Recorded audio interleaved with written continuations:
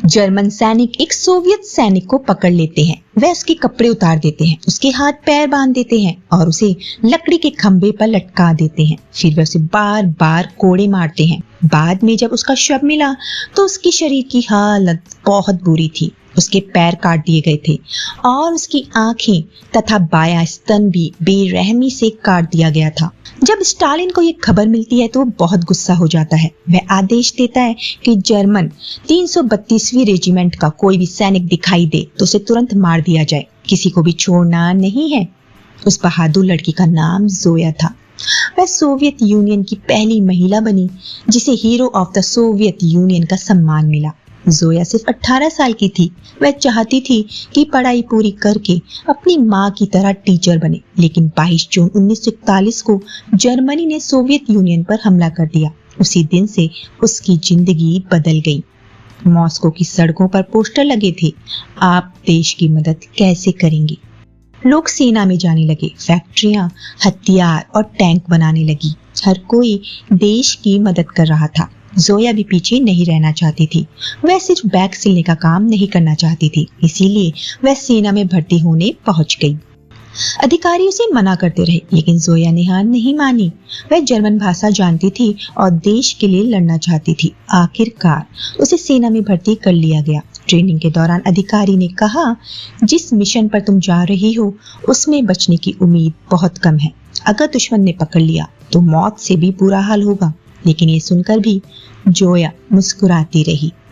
जिस ट्रेनिंग को पूरा होने में 3 महीने लगने चाहिए थे, उसे सिर्फ 2 दिनों में खत्म कर दिया जाता है। हर सैनिक को केवल 1 गोली दी जाती है, क्योंकि उनके पास गोली चलाने का सिर्फ 1 मौका होगा। दुश्मन को मारने के लिए नहीं, बल्कि अगर वो पकड़े जाएं तो खुद की जान लेने के लिए। रवाना होने से पहले स्टालिन खुद इस टुकड़ी को विदा करने आए। जब वो जोया के पास पहुंचे तो जोया की कसम सुनकर वह गहराई से प्रभावित हुए। रात के अंधेरे में टीम उस सड़क तक पहुंचती है जहां से जर्मन सेना को गुजरना था। वह घात लगाकर हमला करने की तैयारी करते हैं, लेकिन जैसे ही डेटोनेटर दबाया जाता है विस्फोट नहीं होता। ये देखकर कि हमला करने का सही मौका हाथ से निकल रहा है, एक साथी अपनी जान जोखिम में डालकर आगे बढ़ता है और विस्फोटक की जांच करने लगता है। तभी जोरदार धमाका हुआ और आग की ऊंची लपटें जर्मन सैनिकों को घेर लेती हैं। हालांकि हमला सफल हो जाता है, लेकिन वह साथी भी विस्फोट की चपेट में आकर बेहोश हो गया। जोया बिना डरे उसकी ओर रेंगती है और उसे जगाने की कोशिश करती है। उसी समय आग में जल रहा एक जर्मन सैनिक जोया की तरफ बढ़ने लगा। वह उसे साथ लेकर मरना चाहता था। ऐसी जानलेवा स्थिति में टीम लीडर मजबूर होकर अपनी इकलौती गोली चला देता है और उस सैनिक को मार गिराता है। लेकिन गोली की आवाज सुनते ही जर्मन सैनिक सतर्क हो जाते हैं और टीम पर अंधाधुंध गोलियां चलाने लगते हैं। भारी गोलाबारी के बीच एक एक करके सभी साथी गिरते जाते हैं। अपने पहले ही मिशन में पूरी टीम में सिर्फ जोया ही जिंदा बचती है। युद्ध की यह क्रूरता इस 18 साल की लड़की के दिल पर गहरा घाव छोड़ देती है। अगर किस्मत बदलनी है तो उसे बदलने का हक अपने हाथों से छीनना होगा। जिस पल जोया अपने लंबे बाल काटती है उसी पल उसकी मासूमियत खत्म हो जाती है।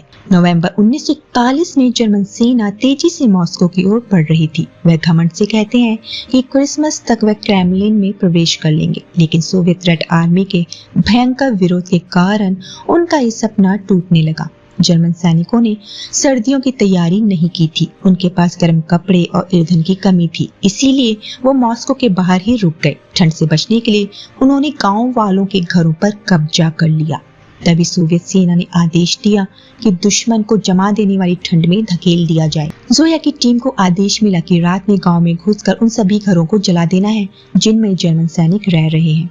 कई दिनों तक छिपे रहने के कारण सबकी ताकत लगभग खत्म हो चुकी थी। जाने से पहले हर व्यक्ति को सिर्फ थोड़े से अनाज दिए गए। अगले 5 दिनों तक यही उनका खाना था। तीनों साथी योजना के अनुसार अलग अलग रास्तों से गांव में घुसते हैं। टीम लीडर पहला हमला करता है। मोलोटोव कॉकटेल से घरों में आग लग जाती है। आग देखकर जोया भी आगे बढ़ती है, लेकिन तभी एक सोवियत लड़का घर से बाहर निकल आता है। बस एक पल की झिझक पूरी योजना बिगाड़ देती है। जर्मन सैनिक तुरंत बाहर निकल आते हैं, आग बुझाते हैं और हमलावरों को ढूंढने लगते हैं। टीम लीडर किसी तरह बच निकलता है। जोया भी भागने लगती है। लेकिन गांव का मुखिया उसे रोक देता है। वह तुरंत पहचान जाता है कि वह कौन है, लेकिन उसे पकड़वाने के बजाय वह कहता है जल्दी भाग जाओ। दूसरा साथी इतना खुशकिस्मत नहीं होता। वह गांव वालों का भेष बनाकर निकलने की कोशिश करता है, लेकिन जर्मन उसे पकड़ लेते हैं। जोया लगातार भागती रहती है, लेकिन अचानक फिसलकर एक गहरे गड्ढे में गिर जाती है। जब उसे होश आता है तो वह खुद को मरे हुए सोवियत सैनिकों के बीच पाती है। वह लाशों में खाने के लिए कुछ ढूंढने लगती है, क्योंकि सड़ी हुई रोटी का छोटा सा टुकड़ा भी उसे जिंदा रख सकता था। तभी उसकी नजर मोलोटोव कॉकटेल पर पड़ती है और उसे एहसास होता है कि मिशन अभी पूरा नहीं हुआ। अपराध बोध से उसका शरीर कांपने लगता है। वह अकेले गांव लौटने का फैसला करती है, चाहे उसकी जान ही क्यों ना चली जाए। लेकिन अब जर्मन पूरी तरह सतर्क थे। जोया कुछ कर पाती उससे पहले ही पकड़ ली जाती है। भूख, ठंड और थकान से कमजोर हो चुकी जोया भाग नहीं पाती। उसके पास मिला मोलोटोव कॉकटेल साबित कर देता है कि वह एक गोरिल्ला लड़ाकू है। जर्मन कमांडर उससे कहता है कि अगर वह अपने साथियों का ठिकाना बता दे तो उसकी जान बख्श दी जाएगी। लेकिन जवाब में जोया सिर्फ नफरत भरी नजरों से उसे देखती रही। पूछताछ के दौरान जर्मन अफसर को पता चलता है कि जोया जर्मन भाषा समझती है। उसे मनाने की कोशिश करता है, झूठी हमदर्दी दिखाता है, लेकिन जोया एक शब्द भी नहीं बोलती। तब जर्मन सैनिक उसे बांधकर लकड़ी के खंभे से लटका देते हैं। उसे बेहद अपमानजनक हालत में रखा जाता है। लगातार मारपीट और दर्द से उसकी हालत टूटने लगती है, लेकिन जर्मन फिर भी नहीं रुकते। वे उसे बार बार पीटते हैं और उसकी पीड़ा बाकी सैनिकों को दिखाते हैं। धीरे धीरे जोया दर्द में चीखना बंद कर देती है। उसकी आंखों में अब सिर्फ अडिग हिम्मत दिखाई देती है। जर्मन उसे बर्फ में नंगे पैर खड़ा कर देते हैं, जहां तापमान -40 डिग्री था। उसके पैर सुन्न हो जाते हैं। हर आधे घंटे में उसे फिर से बाहर घसीटा जाता और यातना दी जाती, लेकिन वह फिर भी कुछ नहीं बोलती। आखिरकार जर्मन उसे पकड़े गए साथी के सामने लाते हैं। वह डर कर सब कुछ बता चुका था। वह जोया से कहता है कि बस सिर हिला दो तो दोनों की जान बच जाएगी, लेकिन जोया उसे घृणा और निराशा से देखती है। उसकी अटूट हिम्मत देखकर जर्मन अफसर भी डर जाता है। उसे एहसास होता है कि अगर पूरे सोवियत लोगों में ऐसी भावना हो तो उन्हें कभी भी हराया नहीं जा सकता। उस रात जोया को सैनिक सिर्फ एक वस्तु की तरह देखते हैं। उसके साथ लगातार अत्याचार होते हैं। वह इतनी घायल हो चुकी थी कि गांव वालों से मदद मांगने की ताकत भी नहीं बची थी। फांसी से पहले गांव वालों को उसका शरीर साफ करने का आदेश दिया जाता है। खून से भरे पानी के कई बर्तन बाहर लाए जाते हैं। एक 18 साल की लड़की को इतनी बुरी तरह यातनाएं दी गई थी कि उसे देखकर हर किसी की आंखें नम हो जाती हैं। पूरे गांव को चौक में इकट्ठा किया जाता है। जर्मन उसकी गर्दन में आग लगाने वाली लिखा बोर्ड टांग देते हैं और उसकी तस्वीर लेते हैं, लेकिन जोया सैनिकों का हाथ झटक देती है, पूरे सम्मान और साहस के साथ फांसी की ओर बढ़ती है। जब फंदा उसके गले में डाला जाता है तब 18 साल की वह लड़की अपनी आखिरी आवाज बुलंद करती है ताकि उसके लोग जाग उठें।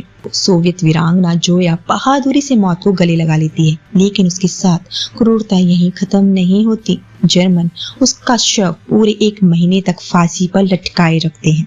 जब सोवियत सेना उसका शव वापस लाती है तब उसके साथी उसकी यातनाओं की सच्चाई देखकर रो पड़ते हैं। स्टालिन यह सुनकर गुस्से से भर जाता है और आदेश देता है कि जर्मन 332वीं रेजिमेंट का कोई भी सैनिक दिखे तो उसे वहीं मार दिया जाए। किसी को भी आत्मसमर्पण का मौका नहीं मिलेगा। उस दिन के बाद सैनिकों की आवाज बदल जाती है। अब वे सिर्फ सोवियत यूनियन की रक्षा नहीं चिल्लाते थे, हर तरफ सिर्फ एक नारा गूंजता था, जोया का बदला लो। 1944 में विट्सबर्ग की लड़ाई में जर्मन 332वीं रेजिमेंट पूरी तरह खत्म कर दी जाती है। जिस साथी ने जोया के साथ विश्वासघात किया था उसे बाद में पकड़ लिया जाता है और देशद्रोह के लिए गोली मार दी जाती है। 16 फरवरी 1942 को जोया के मरने के उपरांत hero of the Soviet union का सम्मान दिया जाता है। आज भी कई जहाजों, स्कूलों और सड़कों का नाम उसके सम्मान में रखा गया है। और इसके साथ यहीं पर जोया 2020 की ये कहानी खत्म हो जाती है।